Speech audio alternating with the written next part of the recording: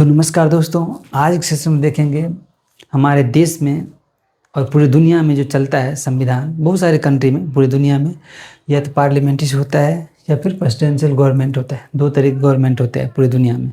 America में presidential government यानी presidential government system है, पार्लियामेंट्री सिस्टम नहीं है। इंडिया में एक पार्लियामेंट्री गवर्नमेंट सिस्टम है।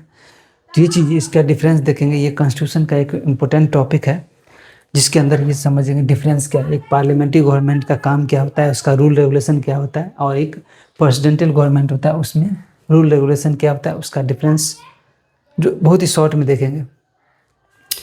तो ये चीज़ें देखेंगे। हमारे देश में पार्लियामेंट्री गवर्नमेंट सिस्टम है और अमेरिका जैसे कंट्री में ये प्रेसिडेंशियल गवर्नमेंट सिस्टम है। तो इसी का डिफरेंस आज देखते हैं इस वीडियो में।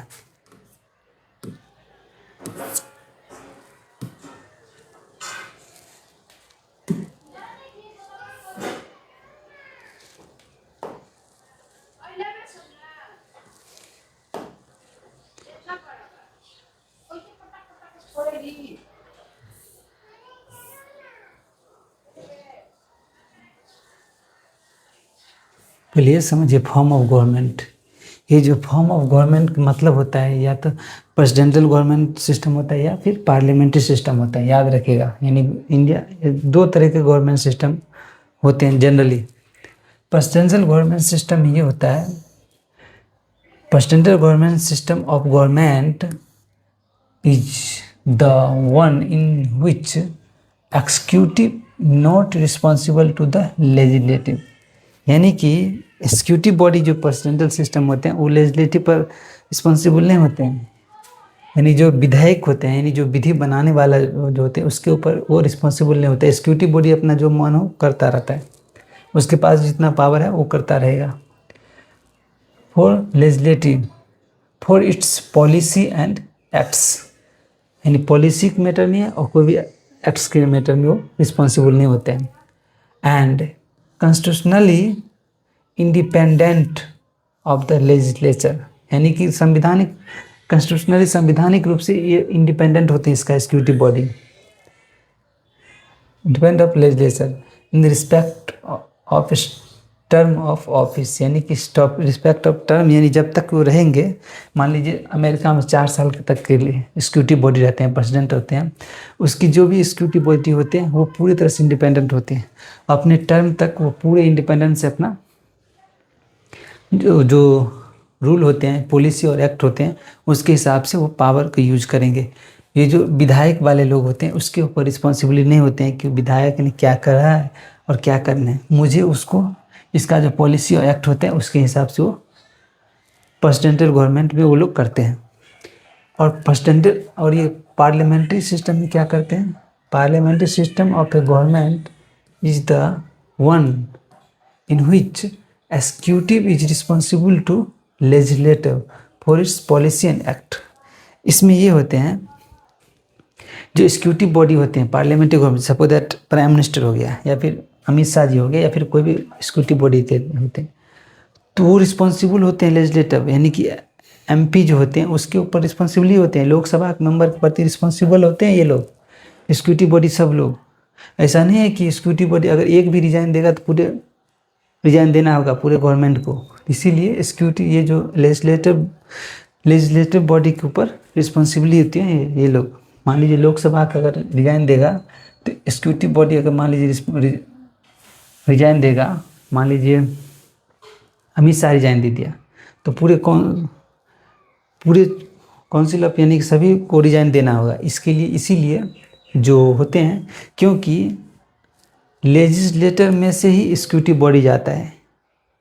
समझ में आया? यानी कि जो अमित शाह जी हैं या फिर प्राइम मिनिस्टर मोदी जी हैं वो लेजिस्लेटर में से ही, यानी कि पहले वो लोकसभा की सीट जीत के जीते, यानी कि एक विधायक लोग हैं। यानी कि वो कहने का मतलब विधायक नहीं, कहने का मतलब वो मेंबर ऑफ पार्लियामेंट है, ठीक है, लोकसभा के सदस्य।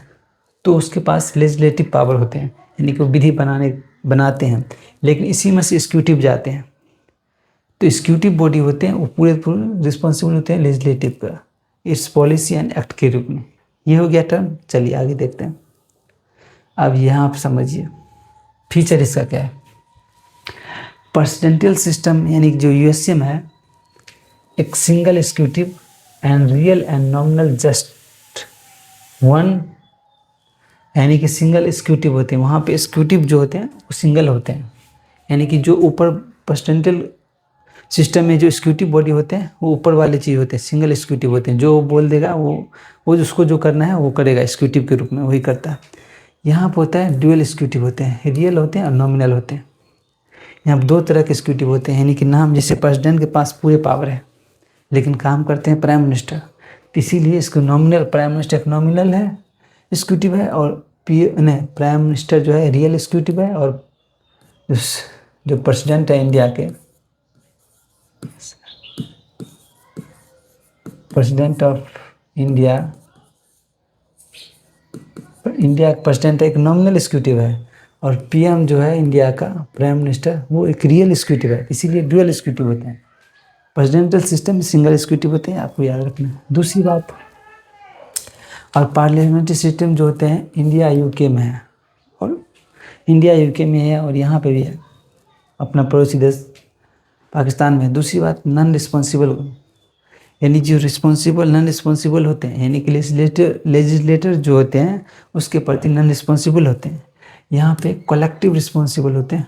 आर्टिकल 74 एंड 75 बताता है कि जो एग्जीक्यूटिव बॉडी होते हैं वो काउंसिल ऑफ मिनिस्टर जो होते हैं, कलेक्टिव रिस्पॉन्सिबिलिटी टू लोकसभा के सदस्य जी के कलेक्टिव रिस्पॉन्सिबल होते हैं ये लोग।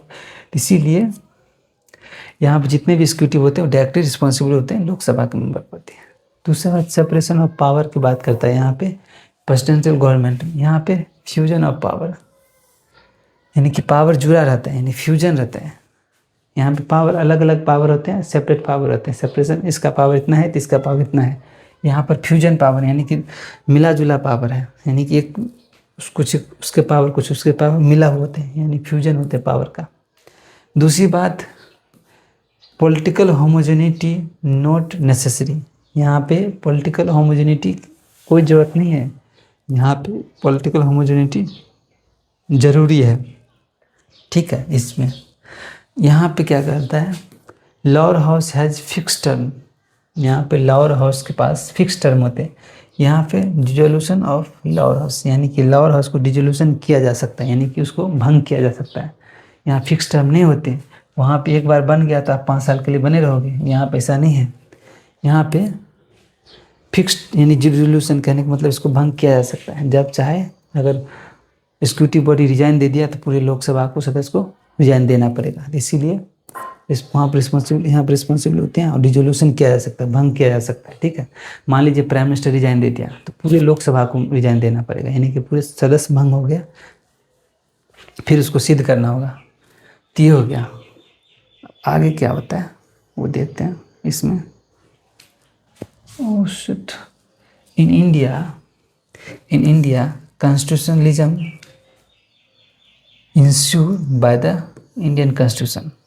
In India में constitutionalism है, इंश्योर किया जाता है इंडियन कॉन्स्टिट्यूशन द्वारा, which was adopted by the Constitution Assembly of India on the 26 नवंबर 1949 को अडोप्ट किया गया था। इंडियन कॉन्स्टिट्यूशन को पूरी तरह से अडोप्ट कर लिया गया था, और बिकेम द इफेक्टिव हुआ था 26 जनवरी 1950 को इफेक्टिव हुआ था।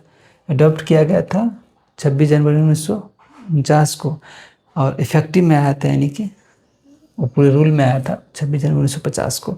The constitution laid down the framework that democratic fundamental political code structure procedure and power and duties of the government institution and seat out of the fundamental right, directive principle of state policy and duty of the citizen।